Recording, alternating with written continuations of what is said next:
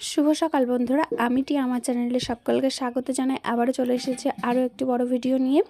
সকালে উঠে দেখি দিদি ডাল আর কুমড়ো আলু ভেজে রেখেছে। তারপর দিদি আমাকে এক বাটি ম্যাগি দিয়ে দিল আর আমি সেটাই খেয়ে নিলাম। তার কিছুক্ষণ পরে সকালের খাবারে ছিল খিচুড়ি, আর এই খিচুড়িটা আমার সবসময়ের জন্য খুব প্রিয়। তারপর আমি খেয়ে এই যে বাছুরটার সঙ্গে একটু আদর করছিলাম। আর এই যে দেখো, বাছুরটার মুখে আমি যতবার হাত দিচ্ছি বাছুরটা আমার দিকে ততবার চিপ বার করছে। আর এই যে দেখছো, এটা দিদিদের বাড়ির তাঁত ঘর। আর এই যে এটা হলো তাঁত মেশিন, এটার মধ্যে সুতো বার করে।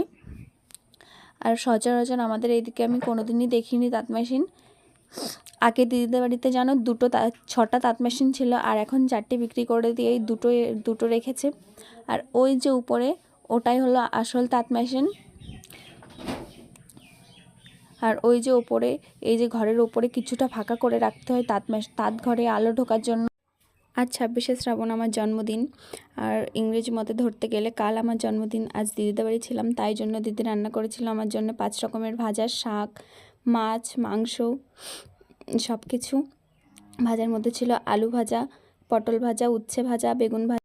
তারপর দিদি আর আমি বাড়ি চলে আসছিলাম। দিদির কিছুটা কাজ ছিল, তাই দিদি ওই যে চলে গেল। এই যে দেখছো, এটা দিদির বাড়ির থেকে আসার সময় একটা ছোট্ট বাজার পড়ে। এই বাজারে প্রায় সব কিছুই পাওয়া যায়।